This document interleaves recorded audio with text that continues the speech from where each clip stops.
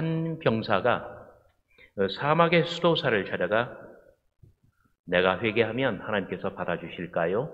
질문을 했습니다. 수도사는 그 사람에게 이렇게 반문하였습니다.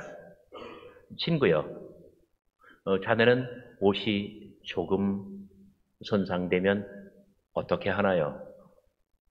물론 옛날에는 지금보다 천이나 의복이 훨씬 더 귀했죠. 병사가 대답했습니다. 절대로 버리질 않습니다. 그것을 수선해서 다시 입습니다. 그러자 늙은 수도사가 말씀하십니다. 자네도 옷에 그렇게 신경 쓰는데 하나님께서 당신의 형상으로 지으신 사람을 그저 버리시겠는가? 우리는 하나님의 형상을 지니고 있기 때문에 우리가 실패할 때마다 회복하시고 하나님의 사람으로 다시금 고쳐 쓰신다네. 그렇습니다. 사람의 속에는 하나님의 형상이 있습니다.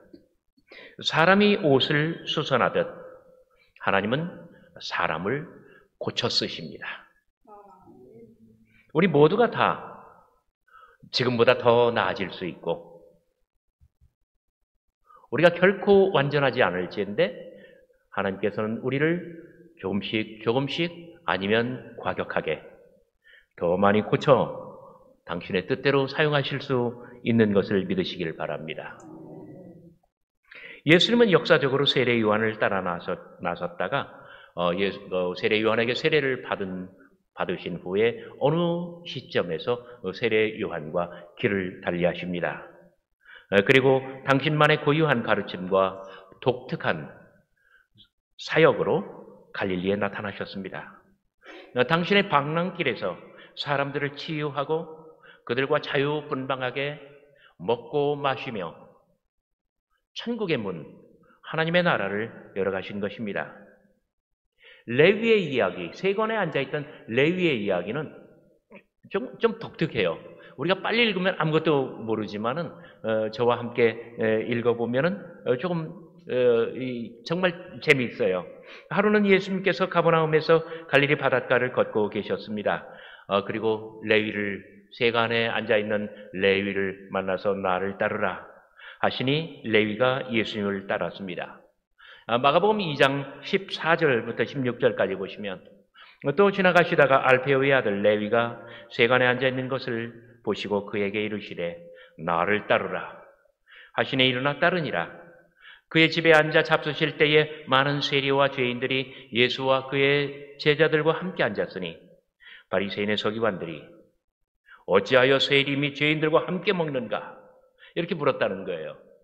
여러분 여기서 굉장히 재미있는 포인트가 있어요. 놀라운 점입니다. 레위가 세관에 앉아있듯이 예수님께서는 레위의 집에 앉으십니다. 자, 나를 따르라. 그런데 지금 예수님께서 레위의 집으로 가셨다? 그럼 누가 누구를 따른 거죠? 한번 알아맞혀 보세요. 나를 따르라. 말씀하셔서 레위가 예수님을 따라 나섰어요. 그런데 예수님이 레위의 집에 앉아 계셔요. 궁극적으로는 누가 누구를 따른 것입니까? 그 다음에 오늘 처음 읽을 때 또 지나가시다가 무슨 말이에요? 예수님께서는 그날에 일정이 있었어요. 출발점이 있었고 그리고 도달할 목표점이 있었어요. 어떻게 된 겁니까? 예수님께서는 그날의 일정을 다 취소하시고 오히려 레위의 집으로 레위를 따라서 레위의 집에까지 들어가시는 거예요. 이런 것들이 예수님의 굉장한 매력이에요. 제가 미국에서 목회할 때 칼럼에 그런 글이 나왔어요. 바쁜 목사, 나쁜 목사. 사람들이 찾아올 때 나 바빠 하고 시간을 안 내주는 바쁜 목사는 나쁜 목사래요. 근데 예수님께서는 그날의 일정을 취소하실 만큼 굉장히 마음의 여유가 많으셨고 나를 따르라 하셨지만 당신이 그 사람을 따라갈 만큼 예수님께서는 그렇게 여리고 유연하신 분이었습니다. 예수님의 방랑길은 매우 기이한 일들로 가득합니다. 예수님은 그날의 일정을 깨끗하게 취소하고 레위의 집에서 사람들과 음식을 함께 나누십니다. 그런데 함께 잔치를 나누는 사람들이란 누구입니까? 그들이 어찌하여 세리 및 죄인들과 함께 밥을 먹는가 이렇게 말할 만큼 예수님과 함께 식탁을 나누는 사람들은 세리와 죄인들입니다. 예수님의 이러한 삶과 사역이 너무나 독특하다 보니 세간의 사람들에게 가십거리가 되었습니다. 정말 예수님도 세례 요한도 사람들 입에 자주 오르내린다는 이야기예요. 세간의 사람들에게는 정말 독특했거든요. 그래서 마태와 누가는 그 흔적을 이렇게 남겼습니다. 누가복음 7장 33절 이하. 세례 요한이 와서 빵도 먹지 아니하며 포도주도 마시지 아니하며 너희 말이 귀신 들렸다 하더니 인자는 와서 먹고 마시매 너희 말이 보라 먹기를 탐하고 포도주를 즐기는 사람이요 세리와 죄인의 친구로다 한다. 오늘 말씀 누가복음 7장 말씀에서 세례 요한이 와서 먹지도 아니하고 마시지도 아니하며 인자는 와서 먹고 마시매. 세례 요한에게는 어떤 평가가 붙어요? 세례 요한에게는 귀신이 들렸다. 예수님에게는 어떤 꼬리표가 붙어요? 먹기를 탐하고 마시기를 즐겨한다. 세례 요한은 세상에 와서 금식하셨습니다. fasting, 금식. 그러나 예수님께서는 세상에 오셔서 먹고 마셨습니다. feasting. 세례 요한이 어떤 금욕의 경건을 실천했다고 한다면 예수님께서는 식탁교제라고 하는 천국의 향연을 사람들과 함께 즐기셨습니다. 스승이 경건한 금욕주의자였다면 제자는 일상을 축제로 가득 채우는 낙관주의자가 된 것입니다. 금욕주의자들에게는 예수님의 행색과 행태가 정말 철없는 불경으로 보였을지도 모릅니다. 그리하여 사람들은 예수님에게 질문하며 도전합니다. 남들은 금식하는데 어찌하여 예수와 일행은 금식하지 않는가? 이 날카로운 질문에 예수님께서 이렇게 답하셨습니다. 혼인집 손님들이 신랑과 함께 있을 때 금식할 수 있느냐? 신랑과 함께 있을 동안에는 금식할 수 없노라. 남들이야 금식을 하건 말건 남들이야 어찌하든 당신은 먹고 마시겠노라는 것입니다. 왜냐하면 식탁교제는 하늘과 땅이 소통하는 것이요. 그리고 함께 먹는 이 귀한 밥상이야말로 하나님과 인류가 하나 되는 그러한 자리이기 때문입니다. 식탁교제로서 하나님의 나라가 거기 임합니다. 예수님께서 사람들과 함께 밥상머리에 앉으실 때에 그때 천국이 그들에게 문을 열고 그리고 밝은 빛으로 다가오는 것입니다. 조금 아까 읽은 그 말씀에 역사적 예수를 연구하는 신약학자들은 완전히 열광합니다. 누가복음 7장 34절 인자가 와서 먹고 마시매 너희 말이 보라 먹기를 탐하고 포도주를 즐기는 사람이요 세리와 죄인의 친구로다 하는도다. 분명 당대의 사람들이 예수님을 심하게 비판하고 예수님에게 책잡는 그런 말씀이지만 그러나 이 말은 예수님의 역사적인 모습을 고스란히 보여줍니다. 첫째, 예수님은 먹기를 탐하고 포도주를 즐기는 사람으로 등장합니다. 이것은 역사적인 사실입니다. 성경에 보면 예수님은 거의 언제나 늘 잡숫는 분으로 나타나요.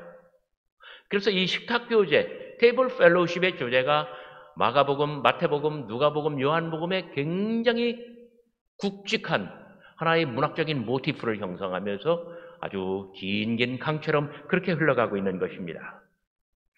예수님께서 방랑자였다면 당신 스스로가 이런 자리를 당신의 비용으로 베풀었을 가능성은 적습니다. 오히려 남들이 마련한 자리에 참석하기를 예수님께서는 주저하지 않으셨을 것입니다. 예수님께서는 이 방면으로 어지간히 소문난 그런 사람이었습니다.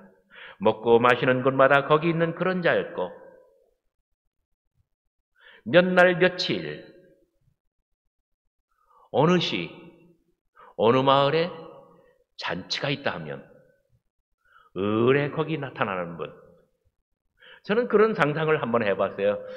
제가 예수님 곁에 가가지고 예수님 일정이 표가 있는 수첩을 한번 몰래 훔쳐봤는데 빼곡하게 몇 날 며칠 어느 마을에 무슨 잔치 다 그거 적혀 있는 거예요.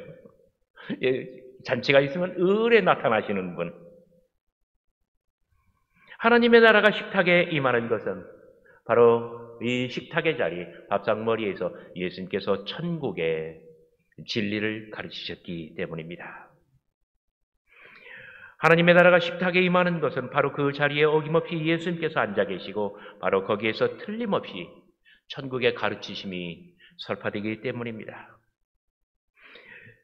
그러나 그런 잔치 자리에는 늘 당신이 나타났다는 거로 사람들은 그를 가리켜 비판하기를 먹기를 탐하고 포도주를 즐기는 사람이라 이렇게 말한 것입니다. 사실 이 말은 우리는 그저 좀 낭만적으로 읽을 수 있지만 그러나 예수님 당대의 정서와 문화 그리고 지성으로 보면 이것은 대단히 모욕적인 언사였습니다. 신명기 21장 18절부터 정말 이런 말이 나옵니다. 아비의 말이나 어미의 말을 순종하지 않은 완악하고 패역한 아들이 있다 하자. 그러면은 그 부모는 그를 잡아서 끌고 성문 앞 성읍 장로들에게 데리고 가서 이렇게 말을 합니다. 우리의 이 자식은 완악하고 패역하여 우리의 말을 듣지 아니하고 방탕하며 술에 잠긴다라. 이렇게 말을 하면 그 성읍의 모든 자들이 다 나와 그를 돌로 쳐 죽인다고 하는 거예요. 그렇게 함으로써 성읍으로부터 악을 제거하는 것입니다. 이것이 바로 율법이었습니다. 살아생전에 사람들이 예수님을 가리켜서 먹기를 탐하고 포도주를 즐기는 사람이다. 이렇게 말하는 것은 신명기 21장의 말씀대로 이 자식은 완악하고 패역하여 우리의 말을 듣지 아니하고 그리고 방탕하며 술에 잠긴 자라. 이 말씀으로 예수님을 비판하고 욕했던 것입니다. 살아생전에 예수님께서 먹기를 탐하고 포도주를 즐기는 사람이라고 비난을 받았다는 것은 장차 올해 사순절 기간이 다 끝날 때 마침내 궁극적으로 십자가에 달려 운명하실 그러한 운명의 예표였던 것입니다. 시골 마을의 사람들에게 예수님은 어떤 사람으로 보였을까요? 깐깐하고 율법을 좋아하는 그 법통들에게 예수님은 어떤 이미지로 비추었을까요? 먹기를 탐하고 포도주를 즐기는 사람이라는 비난이 부모와의 관계 때문에 예수님에게 행해졌다기보다는 예수님께서 율법을 어기면서 자유분방하게 그 세리나 죄인들과 함께 어울렸기 때문이었을 것입니다. 두 번째로 예수님은 세리와 죄인의 친구로 비판을 받으십니다. 먹기를 탐하고 포도주를 즐기는 이라는 이 문구 뒤에는 어김없이 세리와 죄인들의 친구라는 비난이 꼬리를 물고 나타납니다. 아까 말씀드린 것처럼 하루는 세관원 레위의 집에서 함께 음식을 먹고 마실 때 사람들은 바리새인들은 즉각적으로 그를 비난하고 나섰습니다. 어찌하여 세리들과 죄인들과 함께 먹는가? 이런 점들 말고도 예수님께서 식탁 규제와 관련해서 세간의 비난과 불평을 많이 받으신 것이 사실입니다. 정말이지 예수님께서는 늘 세리와 죄인들의 친구로 살아가셨습니다. 당시 사회에서 죄인이란 누구입니까? 문둥병자, 장애인, 이방인, 사마리아인, 로마의 앞잡이인 말단 세리, 그리고 여성들 전체를 일컫는 이러한 총칭이었습니다. 예수님과 함께 식탁에 앉아 식구가 된 사람들은 다름 아닌 문둥병자들, 장애인들, 환자들, 세리들, 여인들, 아이들, 사마리아인들 이런 사람들이었다는 점이에요. 이들은 한결같이 저주받은 인생들로서 이스라엘의 성결을 유지하기 위해서는 이스라엘 사회에서 추방해야 할 그러한 사람들로 여겨졌습니다. 생각해 보십시오. 여성들조차 제자로 삼고 함께 돌아다니며 드러내놓고 식탁에 앉아 정말 예민하고 그리고 위험한 주제들을 조심하지 않고 그리고 당당하게 함부로 이야기하며 가르치는 모습. 예수님은 그들과 식탁에 어울리며 식탁을 더럽히고 유대인들의 세계관을 뒤흔든 것입니다. 그러니 유대인들에게 지엄한 그 성결의 명령, 제의적인 정결, 이런 것들을 고수하던 그 보수적인 유대인들에게는 예수가 너무나 황당한 사람, 어떻게 해볼 수 없는 사람이었던 것입니다. 그들에게는 그래서 예수님께서 신명기 21장에 나오는 그러한 페르나처럼 그렇게 보였고 국가와 종교의 기강을 뒤흔들고 망치는 사람으로 여겨졌던 것입니다. 하지만 이것은 예수님의 소신이었습니다. 누가복음 16장, 14장, 마태복음 22장, 그리고 도마복음 64번에 나오는 잔치의 비유. 이 세 개의 복음서에 잔치의 비유가 나오는데 거기에는 언제나 두 종류의 사람들이 등장합니다. 처음 잔치에 초대받은 사람들은 아무도 이런저런 핑계를 대지 아니하고 예수님의 식탁, 천국의 잔치로 나오지 않았습니다. 그러나 영영 그들이 오지 않은 것에 비하면 나중에 잔치에 오는 사람들은 처음부터 초대받지 않은 사람, 그러한 사람들이었습니다. 그래서 예수님께서는 팔복에서 가난한 자들, 우는 자들, 그리고 배고픈 자들에게 축복을 선언하셨던 것입니다. 예수님의 잔치도 그랬거니와 하나님의 나라는 바로 이러한 자들과의 먹음이며 사귐이며 그리고 잔치가 되었습니다. 마태복음 21장 31절, 내가 진실로 너희에게 이르노니 세리들과 창기들이 너희보다 먼저 하나님의 나라에 들어가리라. 그래서였을까요? 예수님의 가르침은 정말 잔치의 이야기, 기쁨의 잔치로 가득합니다. 어디 비유들 뿐이겠습니까? 말씀드린 것처럼 네 개의 복음서의 공히 예수님께서 식탁 교제를 나누신다. 잔치의 이야기, 먹고 마심의 이야기로 가득합니다. 누가복음 15장에는 세 편의 비유가 나옵니다. 잃어버린 양의 비유, 잃어버린 드라크마의 비유, 그리고 잃어버린 아들의 비유. 동전을 잃은 한 여인이 그것을 찾으려고 집안 구석구석을 다 뒤집니다. 이마에 땀을 닦으며 열심으로 찾다가 마침내 찾아냅니다. 그리고는 자신의 기쁨과 이 행복을 경축하기 위하여 동네 사람들, 마을 사람들을 다 부르고 잔치를 벌입니다. 잔치의 비용은 드라크마 이내였을까요? 드라크마 이상이었을까요? 드라크마는 요즘 우리 돈으로 하면 500원짜리나 1000원짜리나 그런 정도에 불과합니다. 잔치의 비용은 드라크마를 훨씬 넘어섭니다. 이런 양 하나를 찾고자 목자는 나머지 양떼 99마리를 다 버려두고 광야로 떠납니다. 그리고 이런 양 한 마리를 찾은 후에는 어깨에 들쳐매고 집으로 돌아와 이 잃어버린 양 한 마리를 찾은 것 너무나 기뻐서 마을 사람들을 다 불러 또다시 잔치를 베풉니다. 잔치를 위해서는 자신의 사랑하는 양 한 마리를 잡았을 것 같습니다.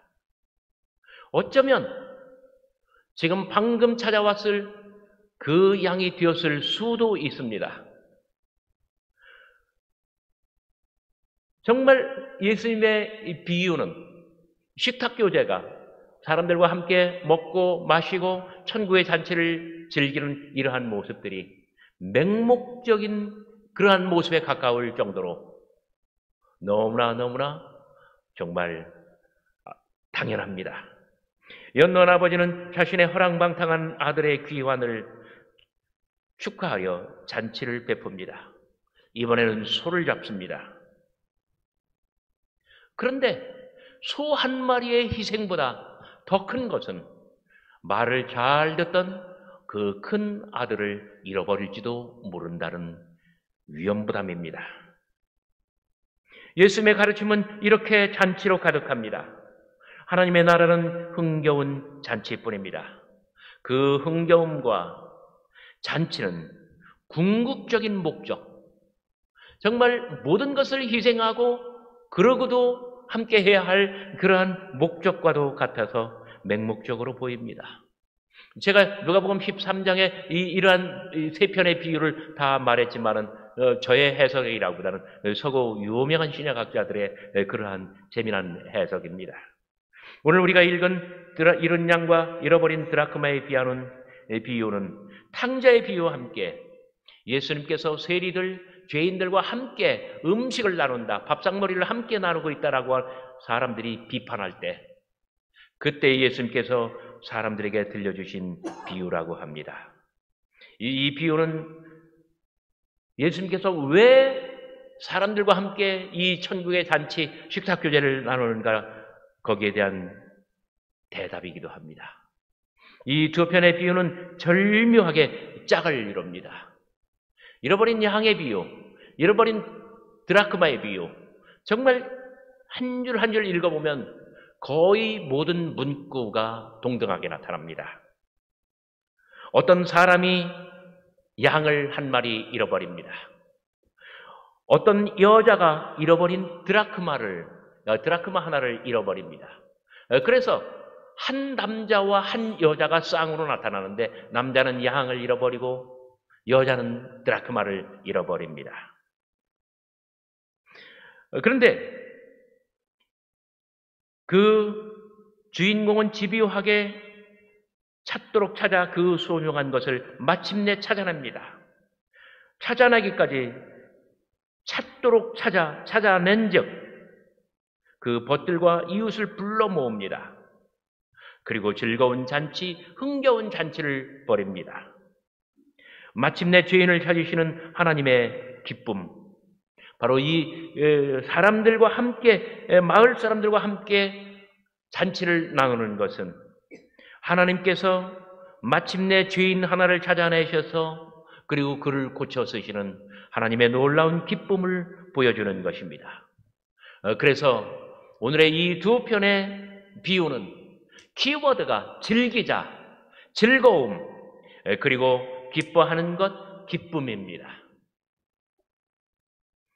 예수님께서는 갈릴리 사람들과 함께 나누는 당신의 식탁 교제를 천국의 잔치로 여기셨습니다. 거기 오는 사람들은 세리와 죄인들, 드라크마처럼 보잘것없는 사람들, 그리고 잃어버린 양처럼 대책이 없고 불쌍한 사람들, 세리와 죄인들, 가장 가련한 사람들이었습니다.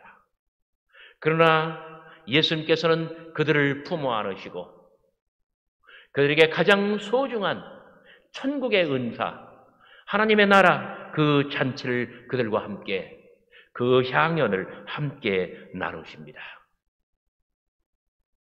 그리고 사람들은 예수로 더불어 하나님을 발견하고 하나님께로 돌아오며, 그리고 예수님과 함께 당당하게 천국의 주인, 천국의 복음의 주인공들이 다 되는 것입니다.